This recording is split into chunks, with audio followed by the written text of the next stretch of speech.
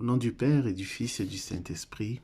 Amen. Shalom, bien-aimés frères et sœurs dans le Seigneur Jésus-Christ de Nazareth. Nous sommes aujourd'hui le mardi 24 mars 2020 et nous méditons l'Évangile selon Saint Jean, l'Évangile que la Sainte Église catholique médite est tiré de l'Évangile selon Saint Jean, chapitre 5, versets 1 à 16. Jésus guérit un paralytique à une piscine qui s'appelle en hébreu Bethsata. Il lui dit, lève-toi, prends ton grabat et marche.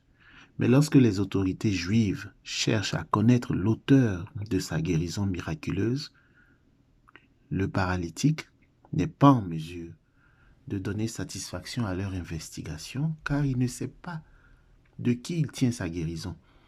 Le miraculé ignore l'identité du faiseur de miracles. Jésus demeure pour lui un Christ incognito. Pour nombre d'entre nous aussi, Jésus agit dans nos vies tout en restant le Christ incognito, inconnu, impersonnel. Les Athéniens vénéraient un Dieu sans le connaître. Ils avaient un autel portant l'inscription « Au Dieu inconnu ». L'apôtre Paul se chargera de leur annoncer ce Dieu, Jésus-Christ.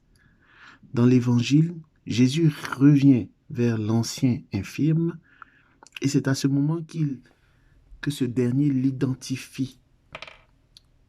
Il connaît à présent l'auteur de sa guérison. Jésus n'est plus le Christ incognito, il n'est plus impersonnel.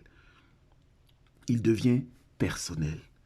Bien-aimés frères et sœurs, la nouvelle est bonne, elle est bonne la nouvelle. Jésus ne veut pas rester pour toi un Dieu inconnu ou le Christ incognito. Il veut se révéler personnellement à toi afin que tu puisses le nommer, tu puisses le connaître. Jésus ne veut pas que tu le connaisses que par oui-dire, mais il veut désormais que tu puisses dire toi aussi, comme Job le disait. Mais maintenant mes yeux t'ont vu.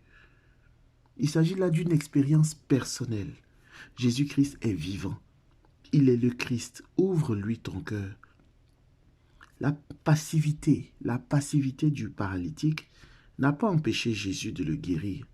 Ne regarde plus à tes efforts, à tes mérites, mais regarde à Jésus qui a la puissance de te sauver, de te faire quitter ton lit d'amertume, de dépression, de pensées suicidaires, d'échecs, d'addiction, de solitude, de maladie ou même de mort. Bien-aimés frères et sœurs, Jésus veut sortir de l'anonymat. Jésus veut quitter le stade d'un Dieu inconnu, un Dieu qui agit sans qu'on ne sache qu'il agit et se révéler personnellement à toi. C'est cela son désir, c'est cela sa mission. Que la paix du Seigneur soit avec vous, au nom du Père et du Fils et du Saint-Esprit. Amen.